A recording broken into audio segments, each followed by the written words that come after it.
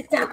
Sit down. Okay, well, We're live. We're live. The dog's on the table. Sit down. There we go.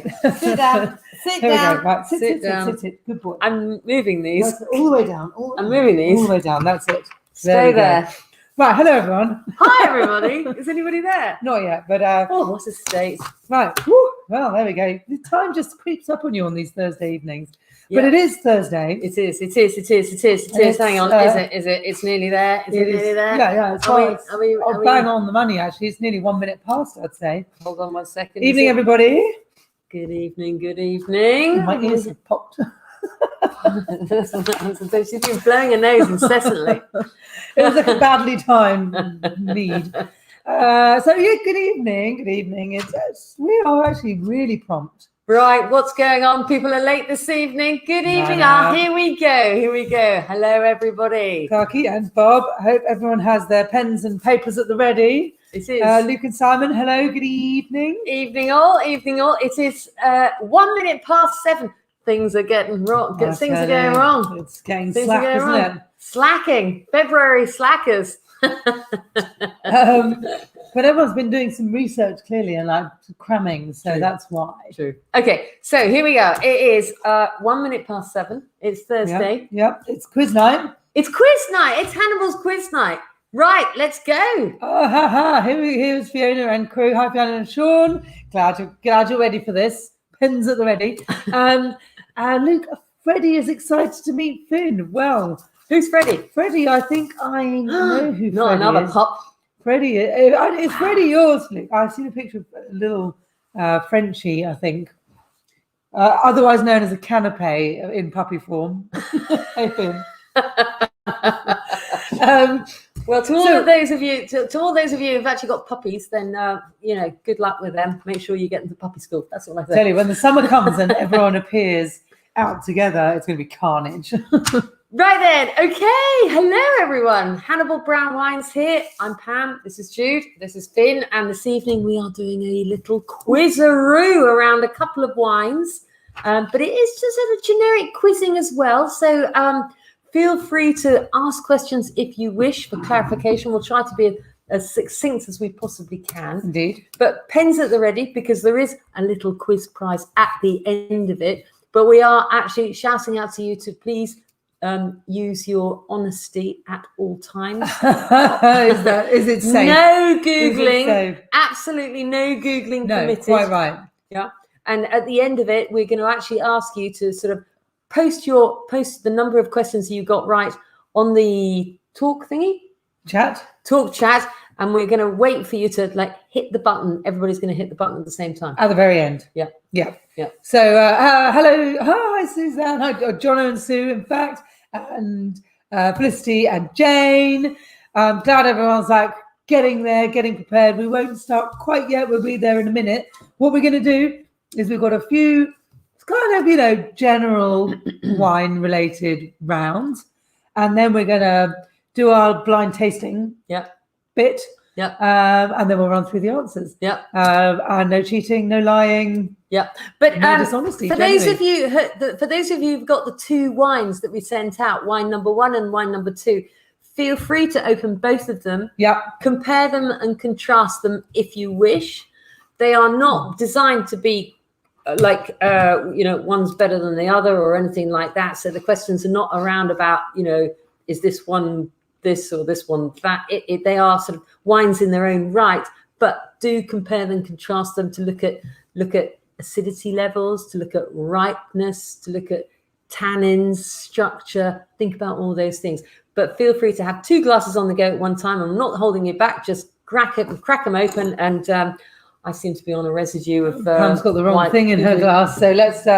So you can't see what we're pouring. But yes, anyway, cheers, everybody. It's Thursday, and we're all just bumbling on through. So don't feel bad. Cheers. Well, should we just crack on?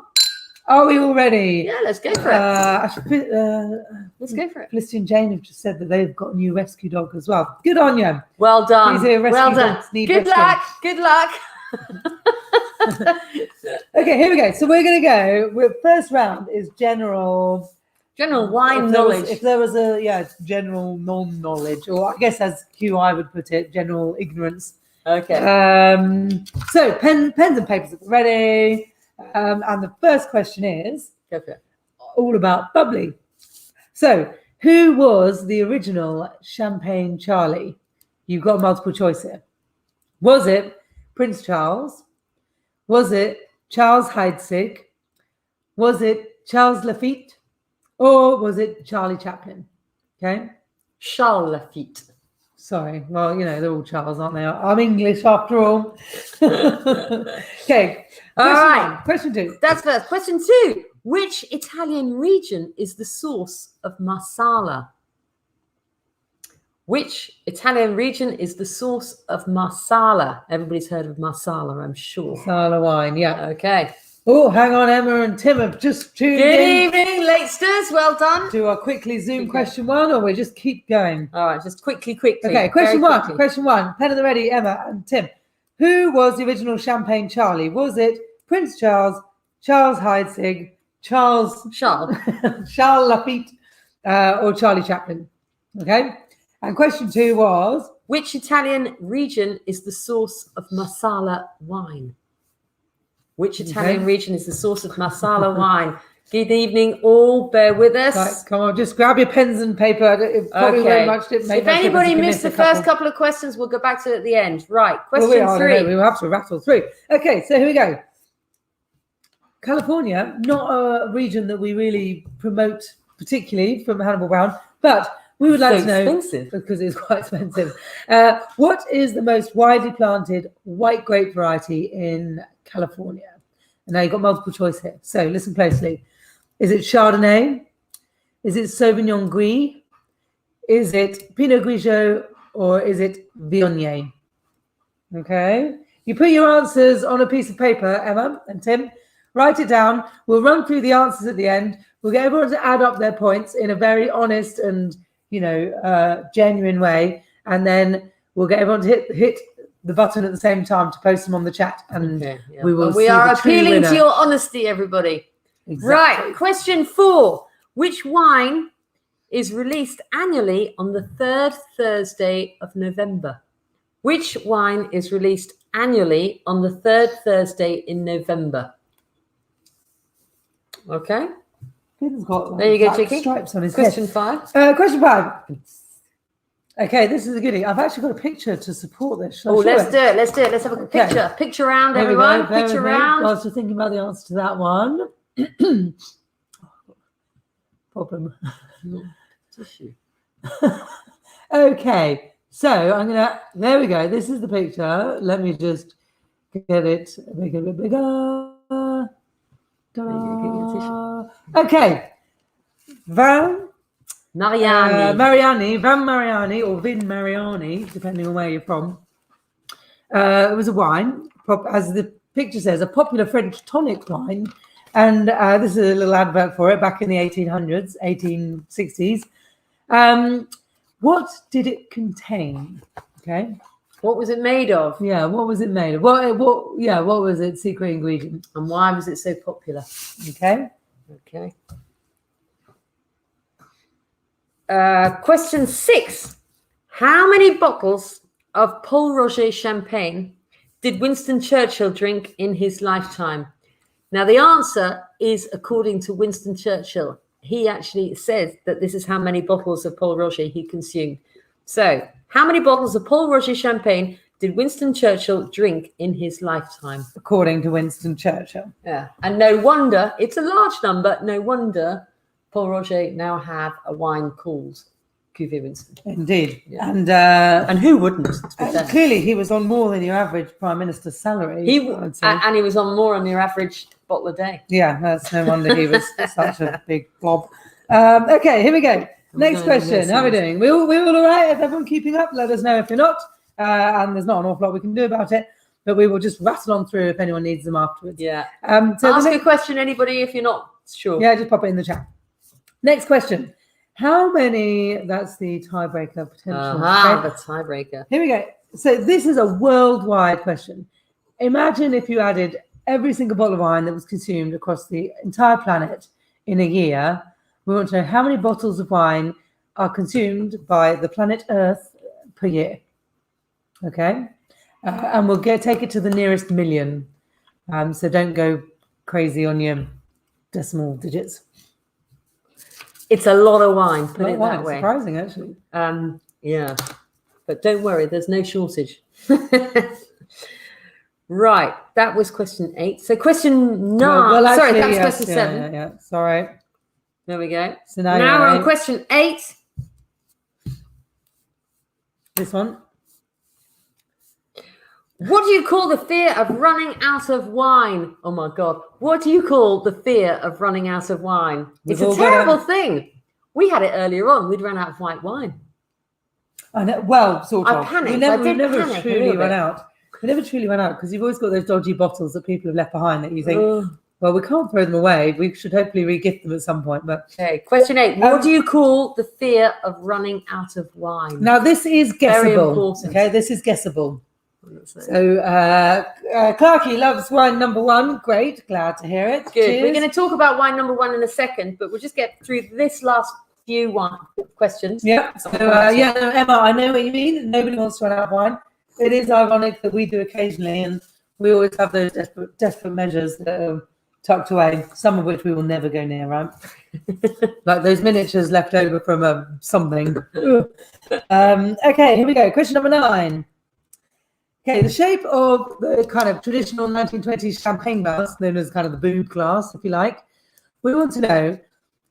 So it's said to be designed and molded to a very famous lady's breast. Okay, hence the boob glass. So we want to know: was the boob glass molded on Dolly Parton, Marie Antoinette, or Marilyn Monroe? Yeah, there we go. Yeah. So the old traditional champagne glass was not a flute. It was actually quite a bulbous thing, molded. It's in the very 1920s. Molded to somebody's boob. We want to know whose boob it was. There's probably a company out there who do like your own personal do you know what? bespoke boob molding. I think they're lovely. Anybody who's got a boob glass, just good luck to you. The problem is that they don't work very well because they've got a very, very wide rim. Then actually it loses the effervescence, loses the carbonation very, very quickly. So your champagne goes flat very quickly. Then there can be none of this. But they look beautiful. Yeah, and then I think they look beautiful. Them everywhere. And I like a bit of retro. Well, there we go, on the Christmas list next year. I won't remember by that point. Right, okay. Yeah, 10. Question 10, everybody. How many litres? Oh, yeah. How many litres? Here's a picture round for you again. Yeah, that was it. Yep, there we go. Okay, so there you have a bunch of what you call French barrique barrels in English. They call them barrique. And they have a standard size in terms of what the litre is. So what we'd like to know is how many litres is one of those barrique or barrels? Yeah. Standard French barrique. How many litres does it hold? And if you look closely at these here barriques, yes, they're made of kind of planks, if you like, aren't they? Oh, or staves. Or staves. Yeah. So it's difficult to see on this picture, but yeah, so they're made of a number of staves which are molded into that sort of bellied shape of a barrel. Yeah. And these staves are quite important, and we'll come to this later on. Yeah. But how many staves do you think it takes to make one barrel? And you can just about see them there. Just to say, a barrel is it's an amazing thing in actual fact. There's an awful lot of work goes into it, and a lot of these from the top chateau, they're still all handmade, and there's very few coopers that produce these now because it is a real acquired artisan skill. But they are all made to size, and I mean they cost a lot of money. They're probably around about €1,000 per barrel now. So any winery will want to get really true value out of each of those wines. Just look at the size of that cellar, how much money is just in that one cellar. Anyway, so yeah, I mean that is not your little tin pot kind of. We'll come back to the barrels. Yeah. Okay. So here we go. Now I've got another picture. And the question about this picture is we want you to know this is something you see. We all come across in our daily lives, I would imagine. And these are bottle shapes, and they've all got names, okay? And they're all named after French wine regions. And we would like every day. Yeah, we would like you to put a region against each bottle, against the name of the bottle. Yeah, we'll leave Some that are more up obvious for a than while. others. Yeah, so it's not easy, but when you look at the bottle and you think about what you usually find what the contents in would it, be. yeah, I mean, it's by no means only found in that particular shape, but traditionally these bottles are all named after the region In France, French regions. France, yeah, where the wine is produced. Yeah. Okay. We'll leave it up. In fact, Italy has the same. Italy And has the different same. names. The different, yeah. So you've got your Chianti bottle. yes, in the Chianti basket. bottle, which used to come in the basket. Mm-hmm. I think they should bring that back. I'd like to see that back. Isn't there probably does still exist? Well, maybe we'll start doing some basket weaving in our spare time and send these out. Yeah, so I'll leave that up for the moment because it's kind of like a bit lengthy to get your head around that one. Yep. But yeah, there we go. There is your general ignorance round of round one wine questions. Excellent. So Okay. what have we got on right number 2? Everybody's been the round that everybody's been waiting for. It's music round. Okay, so before we go on to the next round, in actual fact, we'll just talk about this first wine, wine as you see it as wine number 1, and just definitely promise that you should not have been peeking. However, you would have noticed there's quite a bit of information. Did you deign to peek the capsule Surely not. at the cork? And we're assuming that you did. But Difficult not to, in fairness. I think what's really, really interesting in actual fact, when you compare these two wines, you will see a fundamental different colour to the two of them. One of them is actually got a slight sort of orange tint around the edge, around the rim, and it's only very, very, very slight. But that suggests there's either it's the grape variety that is actually naturally that colour, and there is a grape variety that is this colour, or in this case, and I will tell you this, in this case, it's showing a little bit of age. Whereas the wine number 2, you will see, was a lot more sort of like concentrated, big, right? What's a good word for red? Just very deep, Crimson, Clara, deep, almost like black in colour. Which suggests it's it's a concentrated grape variety, but it's also potentially quite young. It doesn't show any of those sort of orange tints. Orange tints or rusty tints tends to be a reflection of age, and so there is a little bit of age between these two wines. So the first wine is 2015, so it's coming up to 6 years old, and hence this sort of slight orangeness. Yeah, and you see it just around the edge, really, is where you notice it mostly, isn't it? Yeah. Okay, here we go. Music round. We know that everyone is useless at wine questions. So it's much easier when we get a bit of music. But we're not going to play any music because that's just a step too far technologically. Yep. So here we go. Question number 1. Question number 1. Neil Diamond originally wrote Red Wine. You must be desperate. But which band took it to number 1 in the US and the UK? Which band took Red Wine to number 1 in the UK? Neil Diamond wrote it, but another band took it to number 1. I didn't know he had written it, actually, I must say. Yep. Here you go. Question number 2. Which sparkling wine, and if everybody should get this right, really, which sparkling wine causes supernova with Oasis? Okay. There we go. Oh, Kerry, you got to write your answers down, not put it in the chat. Yeah, Kerry, answer. Don't put them in the chat. That doesn't work that way. Yeah. And I know what you mean, guys. Yeah, much easier than the wine questions, and it's guaranteed. There's one particular song that's been in my head for days now because of this, and I'll tell you what it is at the end. Okay, right. So everybody, just a reminder, just write your answers down, and we will take your answers at the end. Okay? Kerry's like, I want to win here. No one's answering this. I'm getting in there first. Okay. So question 3 of the music round: what US rapper bought a stake in a champagne label, Ace of Spades, after falling out of love with Cristal? Was it Dr. Dre, Kanye West, Tupac, or Jay-Z? All right. We actually had tried this champagne. A customer of ours down in the Surrey Hills. Yeah. Very, very proudly got a bottle out. I was like, look, someone gave me this. It's worth like 250 quid or whatever, 300 quid or whatever it was. And we're like, I don't think you should open it because it was always going to be too young, wasn't it? And never really worth the price tag because it's like a Larry gold, silver bottle. It's proper Larry. Yeah. And it was. Don't buy it. Money could be spent better elsewhere. I can't remember how much a bottle of Ace of Spades is. So it's a lot, hundreds. I can't remember how much. 450 or something. Anyway, question number 4, music round. What age would you have to be for the Beatles to ask you, will you still be sending me a Valentine, birthday greetings, bottle of wine? Again, surely. We're not going to give you a multiple choice on that one. Can I repeat it or not?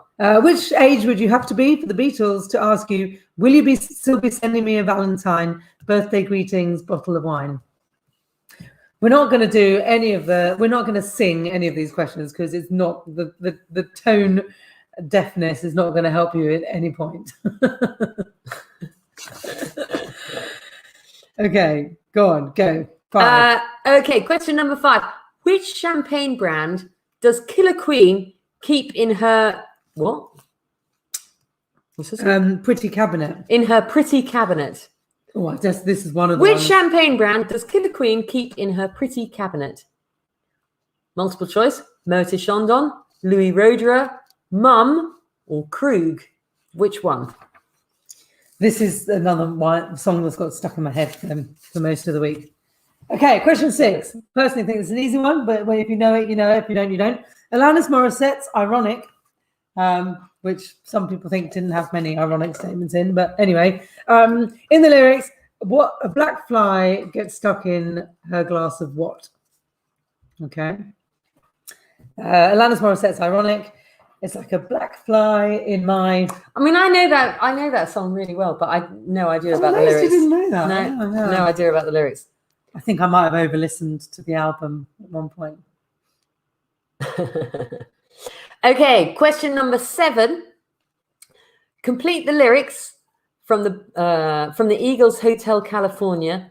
So I called up the captain. Please bring me my wine, he said. We haven't had that spirit here since. Please complete the caption. Please complete it. Complete the lyric from the Eagles Hotel California. So I called up the captain. Please bring me my wine, he said. We haven't had that spirit here since. What's the next word? Should we give them a clue? No. No. Oh. I think that's no. Okay.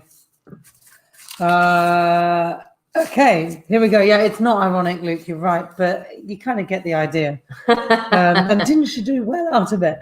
Okay. Question 7. No, that was question 7. Question 8. This is my other earworm. Okay. It was kind of my era. So what did Blur's Charmless Man know the difference between? Okay, so Blur's song, Charmless Man. I have no idea. He knew the difference between, was it Claret and Beaujolais, Claret and Alsace, Burgundy and Claret, Loire and Alsace? Okay, what did Blur's Charmless Man know the difference between? Claret and Beaujolais, Claret and Alsace, Burgundy and Claret, Loire and Alsace. I mean, hands up to actually the Blur that they were making references to wine. Oh yeah, I like that. Yeah, I like that. By that point, they'd done pretty well. They probably moved up from tenant super. Okay, and then number 9. In which song do the lyrics "Mouth is alive with juices like wine" feature? In which song do the lyrics "Mouth is alive with juices like wine" feature?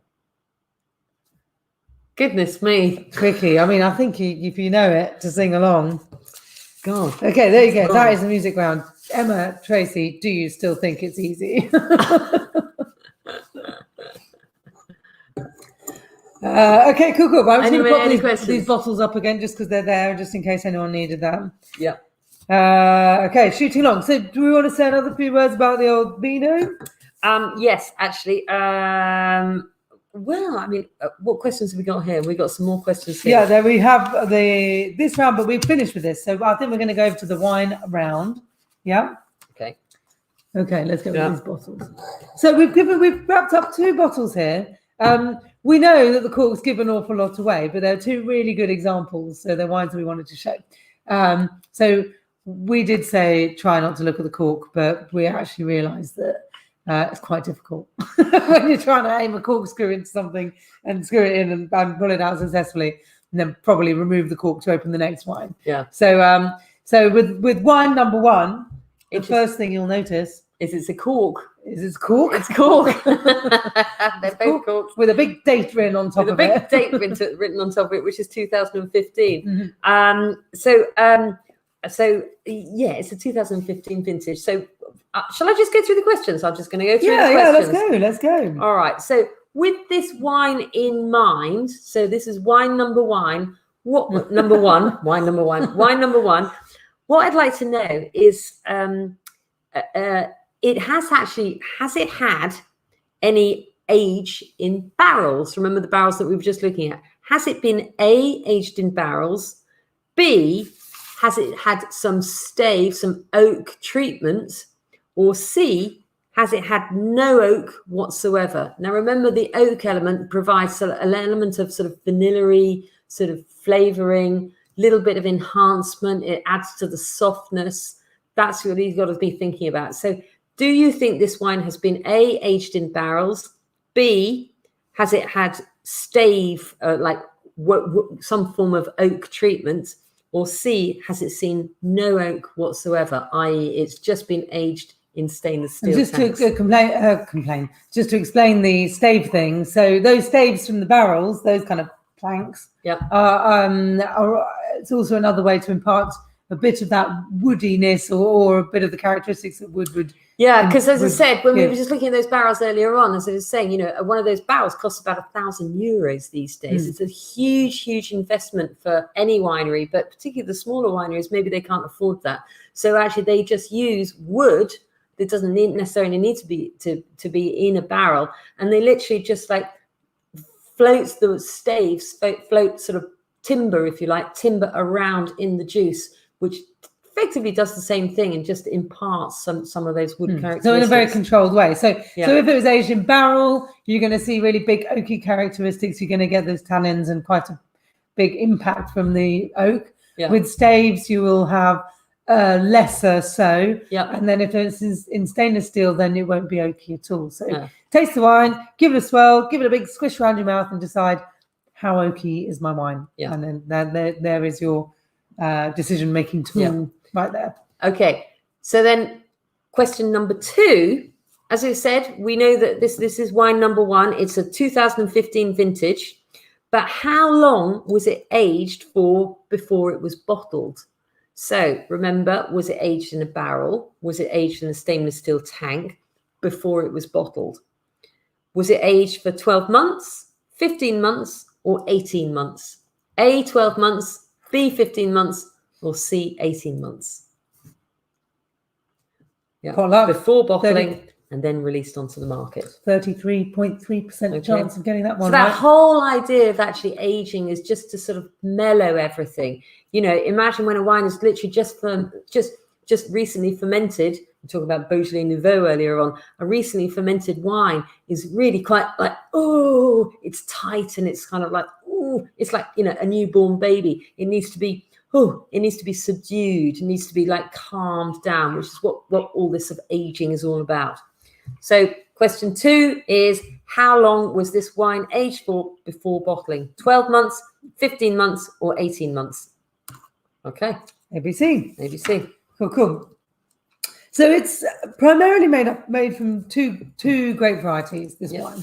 Yeah. And again, blind tasting is so difficult. Like, to put blindfold on with no clues and no hints at anything. Impossible. Yeah, I mean, some people will be able to, get down to the vintage grape variety, little region, nearest village, but it's the seriously trained palate. It's like, a sniffer dog to your average even pooch. That. Yeah. So don't worry, you can just hazard a guess. It's absolutely fine. Yeah. So what we want to know is for this wine, there are two main grape varieties, but we want to know which one is the primary one, which is, I think, is like 80%. So it's predominantly. And this is multiple choice, and we're going to give them a few characteristics with each of these grapes so they can choose. Yeah. Yep. Okay, So the name of the main grape variety is it A, Merlot, B, Cabernet Sauvignon, or C, Pinot Noir? Now remember, just to give you an idea of these grape varieties, so Merlot works very well in cooler climates. If it gets too hot, then Merlot, when it ripens, it doesn't produce sufficient acidity, and therefore it kind of falls apart at an early age. However, Merlot is very popular because it's sort of kind of like soft and smooth, characteristic, generally speaking. And it's a kind of like, it pleases at every angle. Then you've got Cabernet Sauvignon. Now, Cabernet Sauvignon is the world's most prolifically grown grape variety, which says something about that grape variety. It is robust. It's got fantastic structure. It works in various different climates, and it rarely disappoints. It has got a bit of backbone. It's got a bit of acidity, and it has the propensity to age. So that is Cabernet Sauvignon. And then you've got Pinot Noir. Pinot Noir is a lighter color, more fruit orientated. You can sort of small berry fruit in character. You can chill Pinot Noir quite easily because it doesn't have too much tannin content in the skins. The skins are quite thin, so it doesn't impart as much color. But it's also the king of Burgundian red wine. That is what Burgundian red wine is made of, and they make the best wines in the world. So take a look at the wine, take a big sniff, take a taste, and is it A, Merlot, B, Cabernet, or C, Pinot Noir? Yeah. Okay. Yeah. Question number 3. Here we are. This four. Oh, sorry. The numbering's all over the place here. Question number 4. Now, you don't have to use your nose or your taste buds or anything to work this question out. Am I going to put up a picture for it? What's the question? Oh, yes. There we go. This is a small picture. Oh, yeah. It's a bit small. Can you make it bigger? Yeah, that's bigger. There you go. So, look at that. Look at that little beauty. So this is a fan. Okay? Yeah. It is a big fan, about like probably 2 meters diameter, maybe more. It's a turbine. But a turbine, it's not a turbine. It's called a turbine. Okay, right. It's a turbine because it sucks in cool air and throws out warm air. Okay, we'll I come. might have let that away. We'll come back to you on that. But yeah, so what's the question? It's a big old fan that you find in the vineyards. And anyway, so we're talking about frost basically. So frost is a serious problem in vineyards when buds are starting to appear, and that is the new growth of the season. If you get a big hard frost, that is your future sort of withering in front of your eyes. So vineyard owners have to do everything they can to kind of maintain temperatures. And we're actually not hiding what this piece of equipment does. But the question is, what temperature do you think in the vineyard is a tipping point that basically petrifies vineyard managers because it means curtains for that new growth, basically? Yeah. So if a vineyard it gets frost, and bear in mind at this time of the year, as we know, the temperature can go up and down. Like this week, it's sort of 17, 18 degrees. Last week, there was snow on the ground. And this is it's not a big problem at the moment in European wine terms because the vines are quite dormant. But come spring, when they start becoming active and the first buds arrive, if then they get another frost, then they've got a big problem on their hands. And this is why they've introduced these turbines in this particular winery, in actual fact, in just in the last year, because the last 3 vintages, 2017, 2018, 2019, they had terrible frost issues. So what they've done is brought in these turbines, and what these turbines are doing is they're sucking down the warm air and replacing it, sucking down warm air and hang on, I can't remember which way round is Heat it? rises. Heat rises. So they're taking. No, wait a minute. That doesn't work. That doesn't work. They're sucking warm air and taking cold air and exchanging it and putting warm air into the vineyards. And that's what these turbines are doing. So they're on wheels and they basically meander around the vineyards, essentially just warming up the vineyards, warming up the vines and stopping them from getting too cold. If they get too cold, if they freeze, then we've got real problems because there's no coming back. Once those vines have got the frost, they're dead. And there is a tipping point, which is this question here. There is a tipping point where this presents a serious problem and actually petrifies vineyards and vineyard owners. And we'd like to know, what is that tipping point temperature? What is the degree of temperature where vineyard owners, viticulturalists and winemakers scream with concern? Yeah.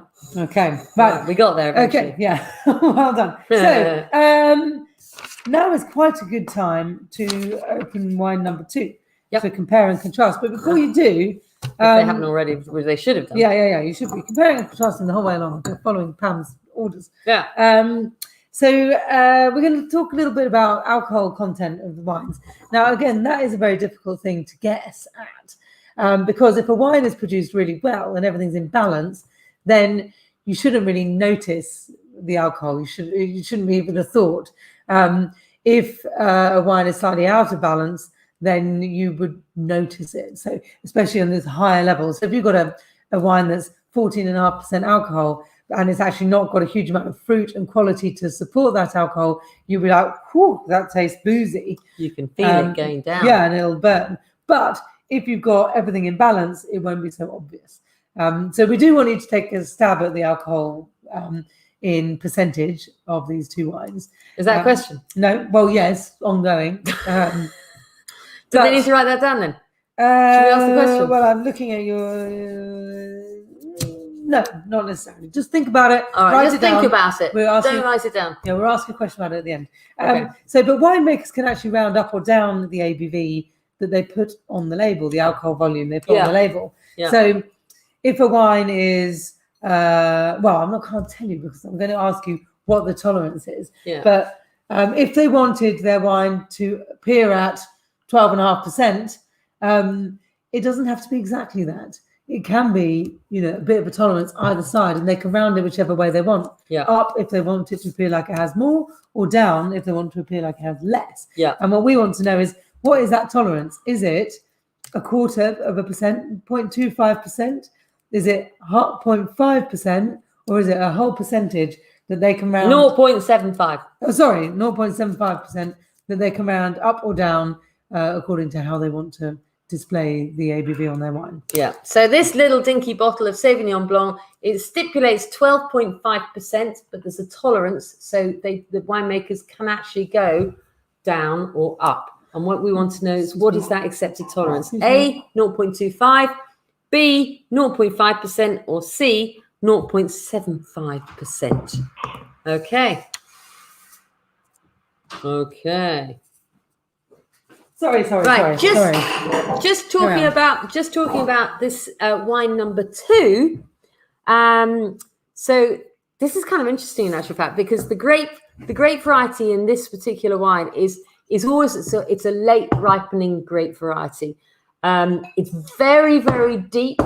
Traditionally, it's very, very deep color, very sort of purpley.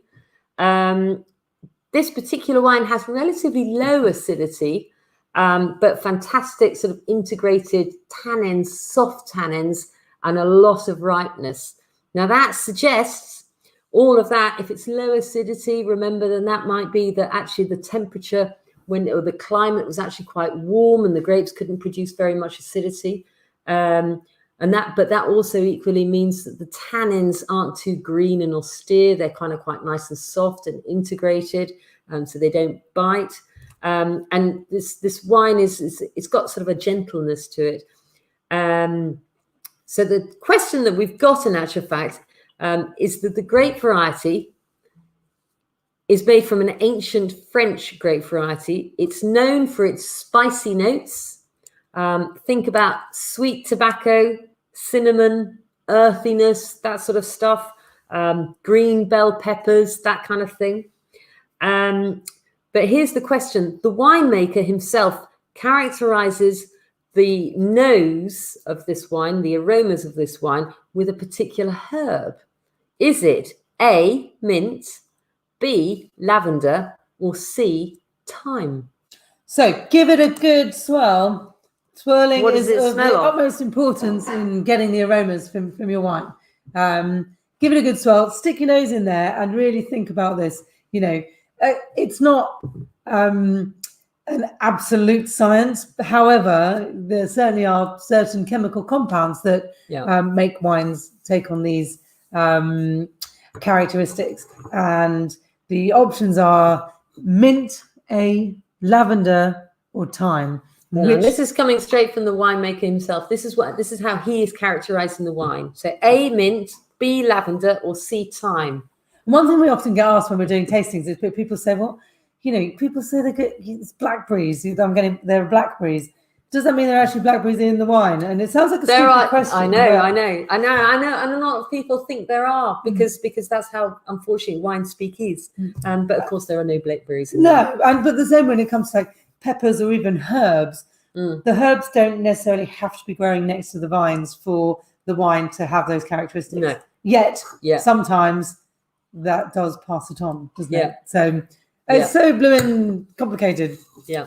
Anyway, but yes, you got that. You got those choices. I'm getting them numbering right. 5. That was question number 6. Everybody. Well, I think. Yeah, that was question number 6. We know which ones we're asking, so just keep writing them down. Question number 7. Okay, so for this second wine, we want to know which month of the year do you think the grapes were harvested? So first of all, you need to decide, is this wine from the southern hemisphere or the northern hemisphere? And then if it's from the either northern or southern hemisphere, in which month would they have been harvesting the grapes? So which month did they pick the grapes to make this wine? Wine number 2. I like this question. Yeah, okay. I like this question. And the clue is it's a late harvester. Yeah. Okay. So I've already said it's last to ripen. So this grape variety needs a long time to ripen. So it might be a wee bit later than you would imagine. Yeah. Okay. Okay. So question number 8. Oh, I like this question as well. So tannins, those things, that's that compound that sort of dries out your mouth that you find an awful lot in tea. They're found naturally. They're a compound that you find naturally in wood, amongst other things. But you also find it in the grape skins and the stalks and the pips. But what we'd like to know is what famous industry are tannins key to the production of?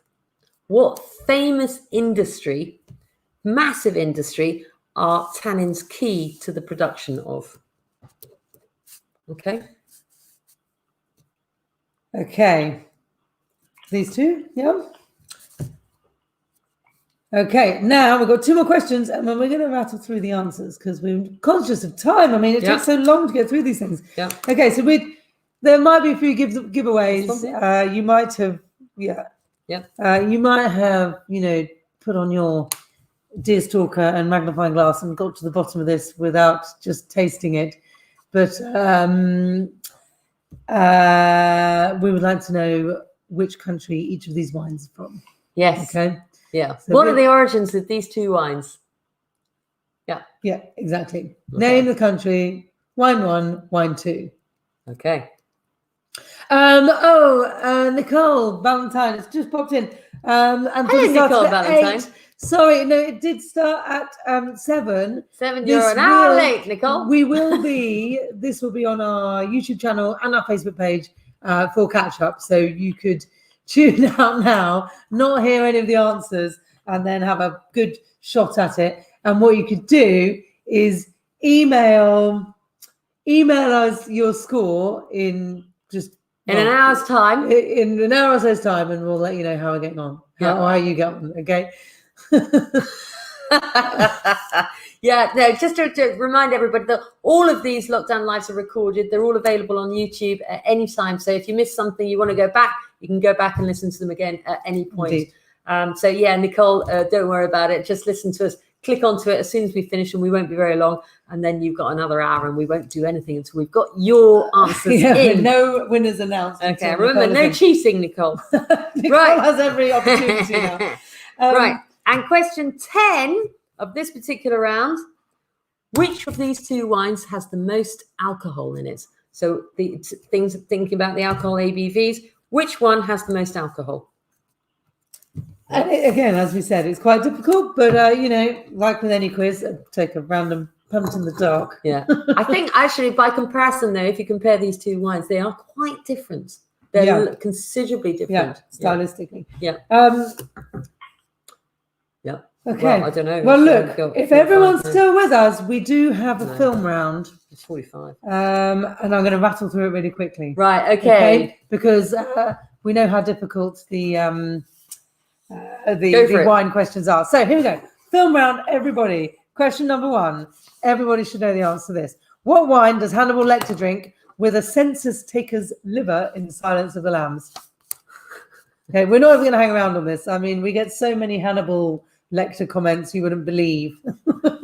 Okay, so film round, wine number 2. In Sideways, the film, what type of wine grape does, what's his name? Miles Tracy refuse to drink. Miles flatly refused to drink. Saying, if anyone orders, I'm leaving. I'm not drinking any.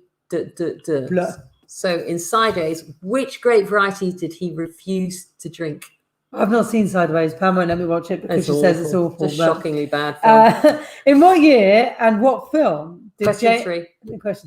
In what year and what film did James Bond start drinking Bollinger champagne? Okay, so he turned from another brand. Clearly, the product placement switched. So in what year and what film did he start drinking Bolly? And then 3A, which champagne was he drinking before it? In the films before this particular one. Really difficult, and it's a proper James Bond bod. Sideways, a great film. Roger loves Sideways. See, I'm going to watch it. It's awful. I'm going to watch it. It's awful. What else can you use lockdown for? Shocking film. Drinking wine and watching films, or just okay, watching films? Question 4 of the film round. I've some extremely distressing news. We've just run out of wine. What are we going to do about it? What film was that quoted in? Obviously, again, we're not doing the acting skills. This is not related. I've never even seen the film, so I have no idea. So I have some extremely distressing news. We've just run out of wine. What are we going to do about it? It came out of a very, very famous. It's a classic. It's a classic. It's a classic. I bet everyone's seen it. So I've not seen that. You've seen Sideways. Okay. Question number 5. This is a little snippet of what do you call it? The script in a film. We would like to know which film character is the cautious consumer. So, would you like a glass of wine? Oh no, thanks. I never drink when I fly. Okay. Who said that? So, would you like a glass of wine? Oh no, thanks. I never drink when I fly. Said in a slightly different accent. Who said that? Okay, which film character? And last but not least, although we were going to change it slightly, but we haven't. So you're getting it as it is. Oh yeah, okay. So final question in the film round. Question number 6. In the film Dr. No, another James Bond classic, what does James Bond reply when the doctor says, "That's a Dom Perignon 55. It would be a pity to break it"? Did he respond, "I prefer a martini shaken, not stirred myself"? Or B, "I prefer 53 myself"? Or C, "I prefer a pint of bitter myself"? And go, was Dr. No French? Just checking. No, he was he Russian? Dr. No. I'm not sure where Dr. No is from. Take no clues. He must have been Russian. Take no clues from the accent. Okay, cool. Right, we're there. Okay. I hope everyone's got that. We don't really have a time to or the facility to ask if anybody wants questions again. Emma Tracy's Sideways is not a great film. What is it with these people that think it's a great film? It's not a great film. It's a bad film. Come on, I will watch it and I'll come back with the definitive. Right then, here we go. I hope everyone has managed to keep up with all of that. Great as a Russian. I thought it was French. Okay, here we go. General non-knowledge round. Question number 1. Who was the original Champagne Charlie? And you get a point for each of these unless we say otherwise. It was Charles Heidsieck. Or Charles Heidsieck. Which Italian region is the source of Marsala wine? Oh, yes, I hope everybody got this. This is Sicily. So there's a little place in Sicily called Marsala. Remember that they produce an awful lot of grape vines down there. They eat a lot of table grapes as well, but there's an awful lot of Marsala made as well. Okay. What is the most widely planted white grape in California? Chardonnay, Sauvignon Gris, Pinot Grigio, or Viognier? It is, of course, Chardonnay. Yeah, Chardonnay. Okay. Which wine is released annually on the 3rd Thursday of November? And everyone should know the answer to this is Beaujolais Nouveau. Yeah. Sadly, not as popular as it used to be because the cops stopped everybody speeding through the lanes, desperate to get the Beaujolais Nouveau back to London for lunchtime on that Thursday. Half cut, probably. Yeah. Okay, here we go. Such fun. Next up. What year is that? 1865. What did Van Mariani contain? Vin Mariani or Van Mariani? The one with the crazy Mariani. What did it contain? So the answer is cocaine. And this was a crazy French dude in Corsica who decided, it was kind of around the time they were developing Coca-Cola.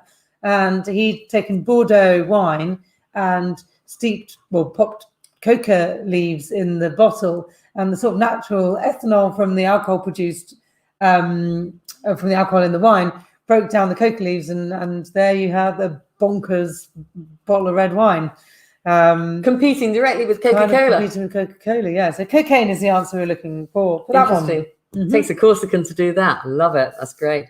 Where are we now? How many bottles of Paul Roger? Yeah. How many bottles of Paul Roger did Cuvée did Winston Churchill consume during his lifetime? According to him. And this is according to Winston himself. Okay, so it must be right. And it was 42,000 bottles. I mean, I think we decided actually he probably did quite a lot of hospitality. Yeah, I think that he might have been. How many did he buy and not? Maybe not consume. How many did he buy? Yeah, but he was clearly a massive fan. So good on him. Why not? Yeah. If you're going to go, why not go with a pop? I know. Good old Paul Roger to develop the old Cuvée Winston now. Yeah. In his memory, they desperately need another customer that big, I'd say, from a purchasing perspective. How many bottles? Cuvée Boris. Yeah. I feel like that would be a smaller affair. How many bottles of wine is consumed throughout the entire planet each year? What question is this? Okay. What question is this? Number 7. Question 7, everybody. How many bottles of wine consumed by the planet each year? The answer is 33 billion. Okay. Yeah. I think we would take anything with the 27 to 35, 28 to 35 we'll take billion. Yeah, good luck with that, everybody. There is no shortage of wine, put it that way. No. Question 8. What do you call the fear of running out of wine, Jude? Okay, this is great. You could have guessed it. I wonder if anyone did guess it. Novinophobia. Novinophobia. Love it. And yes, Emma, we do all suffer from it. Okay. It's a byproduct of Brexit, I think. Okay, so question number 9. The shape of champagne glasses is said to be derived from the molds of whose breasts? Was it Dolly Parton, Marie Antoinette, or Marilyn Monroe? It was, of course, Marie Antoinette. Indeed, Dolly Parton's caused trouble. That'd be a very large glass. An expensive party if you were filling those up. Okay. Question number 10. How many litres are in a standard French barrique, those barrels? And very briefly, the answer is 225. Always standard 225 litres for a French barrique. That's what they are. So nearest 5 litres we'll take, I think. No, we won't. No, we won't. No, it's got to be on 225 money. litres. Okay, right, yeah. You got to know that. She's tough. If you know anything about wine, you've got to know how big a French barrique is. Okay, there you go. 225 litres. And B to that was there are 21 staves around the outside to make up the barrel. Yeah, the little wooden planks that form it. 31 staves. 21 staves. 21. Okay. Now, bottles with names. Here we go. So we asked you to put the name of the bottle shape by region. Yeah, hang on a minute. Sorry, bear with me. Just doing me technology. Oh, goodness. Here we go. And let's get rid of that. So the answers are coming up in just a moment. I thought you had it there. Well, I do. It's just a lengthier process than just hitting the button, you know. Here we go. So your tall, slender bottle with a long neck is an Alsace bottle. The Bordeaux bottles are the high shoulders. Yep. Straight size high shoulders. Yep, that's a standard Bordeaux bottle. You also get the tapered bottles also that are often used in Bordeaux, but generally speaking, that's a classic Bordeaux bottle. Then your Burgundy is the sort of wide bottom, kind of quite big bottom Burgundy big bottom, with a nice big punt, slopey shoulders. And then champagne. Hopefully everyone got champagne. Hopefully everyone got champagne. And then the one with the waistline. The fancy bottle with the waistline is a Provence bottle. Yeah, think of the original old Tavel Rosé bottles. That's Tavel Rosé is always bottled. That really is classic. The classic traditional Provence rosé bottle. Don't see it as much anymore. Nice. And of course, any region can bottle any wine in. A lot of regions can be flexible with what they bottle their wine in, but that's the classic. That's the classics. Yeah. Okay. Where did that question come from? This one disappeared. Okay, cool. Right, that was that, and then we went to the music round. Much easier, apparently. So Neil Diamond originally wrote Red Wine, but which Kerry. Everybody knows this. UB40. Thanks very much, Kerry. Well done. UB40 sang it. Okay. Question 2. What sparkling wine caused a supernova? A supernova. With Oasis. With Oasis, and it was, of course, Champagne Supernova. Indeed. And then which US rapper bought a stake in the champagne label Ace of Spades after falling out of love with Cristal? And this was Jay-Z. Jay-Z. Yeah. Jay-Z. Big rapper champagne, the Ace of Spades. You can buy it in Selfridges. I think it is about 450 quid if you want. It's serious bling. You're just paying for this bottle that you're not going to do nothing with. So don't do it. Although you can't sit around and have a drink with Jay-Z if it was Jay-Z, wasn't it? Yeah. Yeah. If you're not gonna sort of like embrace Ace of Spades. I think I'd probably, if I was there, I'd want him to buy the drink. I'm not sure you can drink a glass of Cuvée Winston, for example, with Jay-Z. He might be a proper connoisseur by now. Anyway, that was that. What age would you have to be before the Beatles ask you, will you still be sending me a Valentine? Birthday greetings, bottle of wine. 64. There you go. 64. That's the only singing you're going to get. You'll be very glad to hear.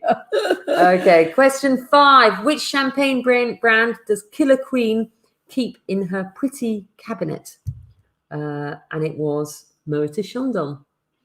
When you think back, if you didn't idea. get it, when you listen to the song again, you'll kick yourself. Okay. Yeah. Alanis Morissette had a black fly in her Chardonnay. Okay. Well done. What's this one here? Where are we? The Eagles here. Question 7. Yes. Question number 7 from the Eagles, Hotel California. So I called up the captain. Please bring me my wine, he said. We haven't had that spirit here since 1969. There you go. It was a fine year indeed. Okay. What did Blur's charmless man know the difference between? He knew the difference between his claret and his Beaujolais. And again, you'll know it. It's all wine to me. I'll play it you tomorrow. I know. I don't listen to the lyrics, but anyway, go on. And here we go. You're on 9. Number 9. Music 9. What's that then? We didn't ask that question. Yep. In which song do the lyrics "Mouth is alive with juices like wine" feature? Did we ask that question? Yeah, we did, yeah. Because I said it twice and you looked at me in this blank way. Did I fall asleep? I've never heard of this.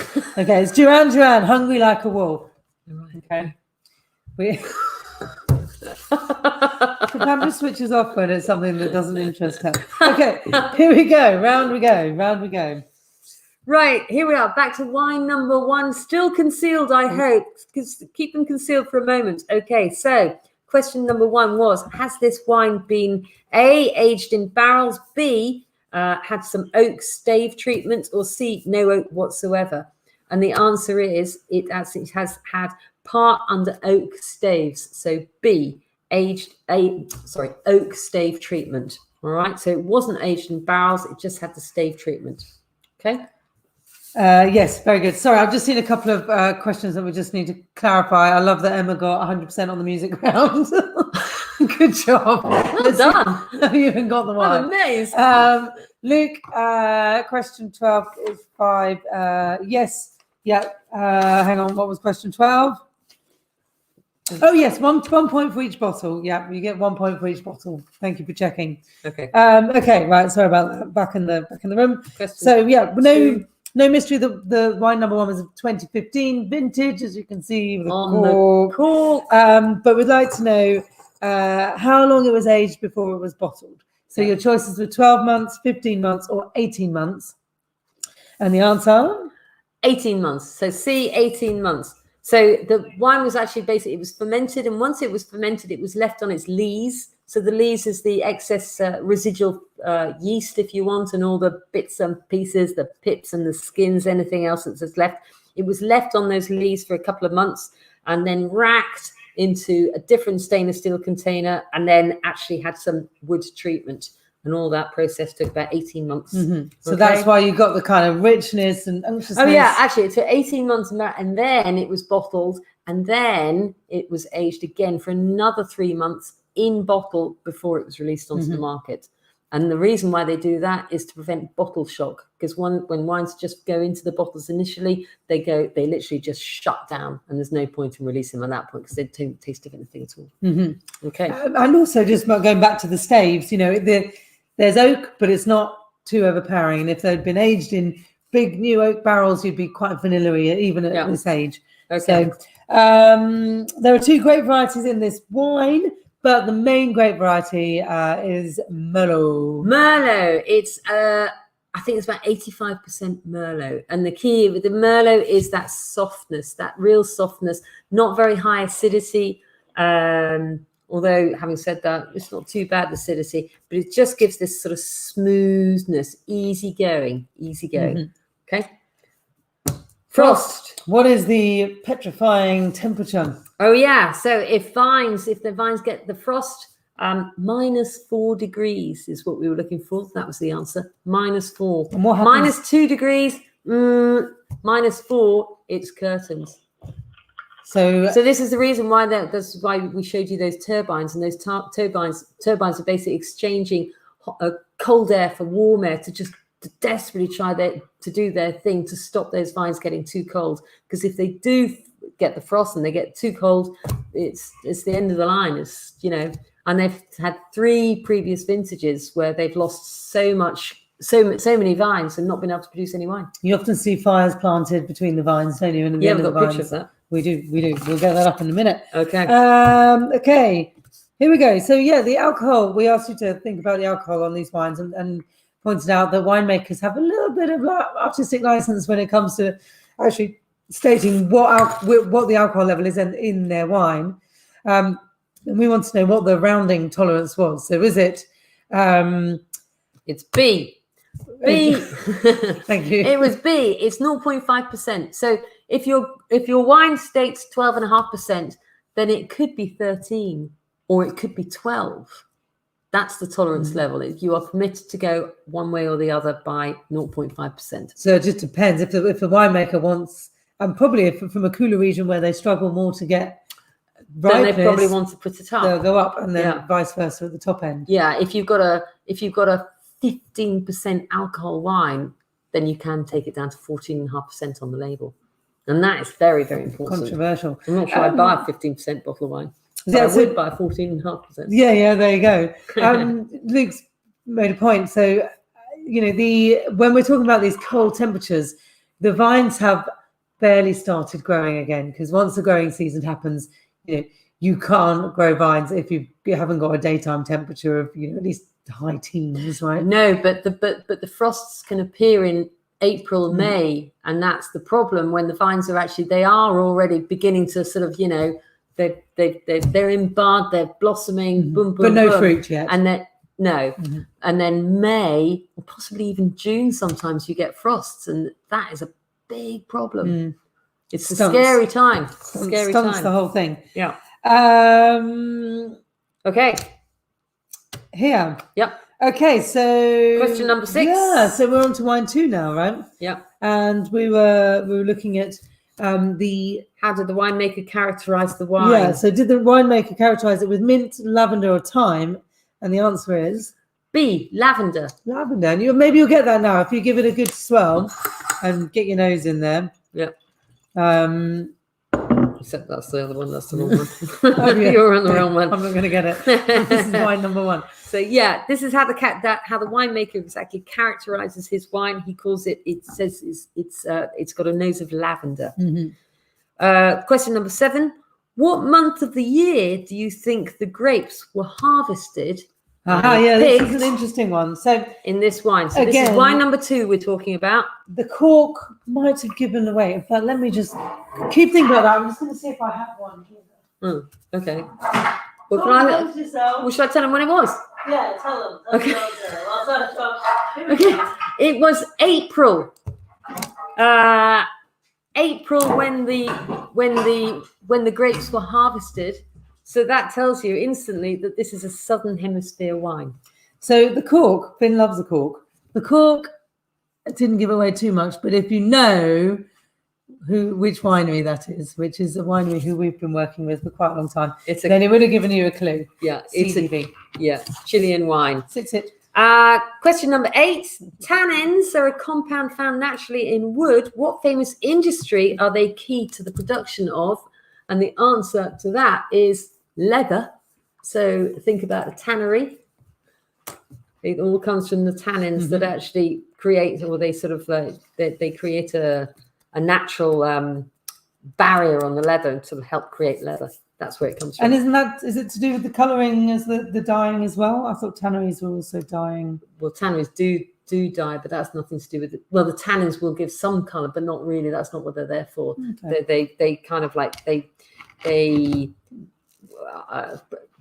what's the word? They sort of precipitate. Thing? No, they kind of like fall. They come apart and they create a sheen on the cow's hide and create that sort of like leathery thing. Okay, good old we'll have to go into we'll do a whole event on tannins. Yeah. The country of origin of these 2 wines. Okay, so the CDB is Casas del Bosque, which is Chile. Wine number 2. Wine number 2 is Chile, and then the cork, which I've never seen a cork with so much information on it, tells you that it's from Saint-Emilion, which is France, Bordeaux. Yeah. So you can please feel free to unconceal your wines, and you will find that you have got Caddy Di Claymore, which is a wine from Lussac Saint-Emilion in Bordeaux, and Casas del Bosque Cabernet is the grape variety. We didn't ask you what the grape variety was, but we told you about the design, the characteristics of it. And the last question was, we asked you which wine has the most alcohol. And the actual reality is that they both have exactly the same. Yeah, interestingly. But you wouldn't be wrong if you thought that Casas del Bosque Cabernet was slightly higher in alcohol. And it's not, though. It's not. It's just pure fruit characteristics. Stop eating the corks. He's licking the red wine. Okay, right. That's that. Okay. And then a quick filmorama. So surely we all knew that Hannibal Lecter had his Chianti with his liver and fava beans. Yeah. So the answer was Chianti. Yeah. I can't see because the dog's head's on the thing. In Sideways, Miles refused to drink Merlot. Yeah, he hated Merlot. Sideways was an American film all about promoting Pinot Noir and dissing Merlot. And poor old Merlot had a really, really bad turn as a result of it. but Pinot Noir flourished. I'm not a massive advocate of that film, but if you want to watch it, fair enough. I'm going to watch it. Okay, question 3. What are you doing, Jude? In what year and what film did James Bond start drinking Bollinger? And the answer was with Live and Let Die, 1975. And before that, he drank Dom Perignon. Yeah, so the answer we're looking for, the film was Live and Let Die. It was 1973. Just sit down. And Get down. Sorry, everybody. 1973. I've got a dog in and then before that, it was Dom Perignon. Yeah. So I've some extremely distressing news. We've just run out of wine. What are we going to do about it? Was with Nail and I. Okay.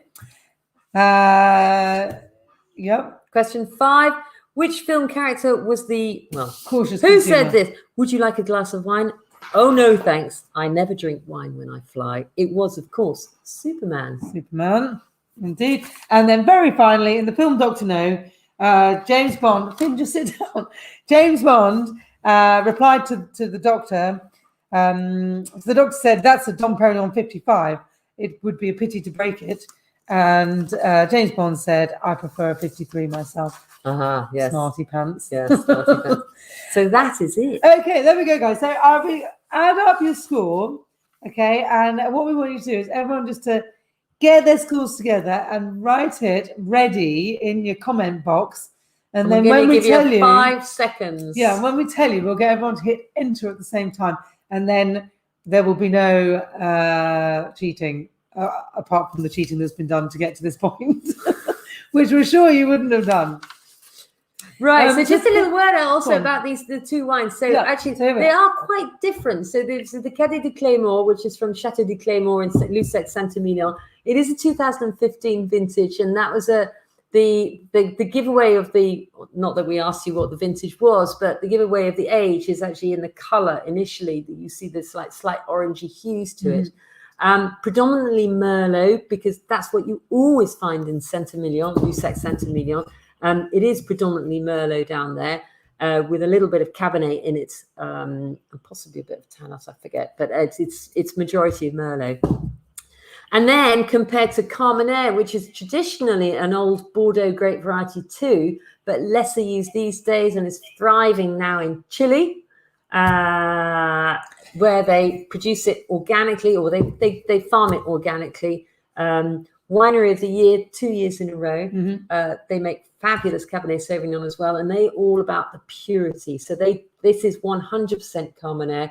There's no adding different or blending, put it that way, with different grape varieties. But it'd be interesting to know what your thoughts are about the wine. So please let us know what you think about them. Yeah, and if you've got the grape varieties, etc., right? Because Carmenere is quite a unique grape. However, it's so difficult to identify grape varieties, so tricky. Yeah. Well, what the man says, he says, look for sweet tobacco, cinnamon, earthiness, and green bell peppers. That's what the winemaker says. And a bit of lavender. Okay, right. Pop your scores in your comment box.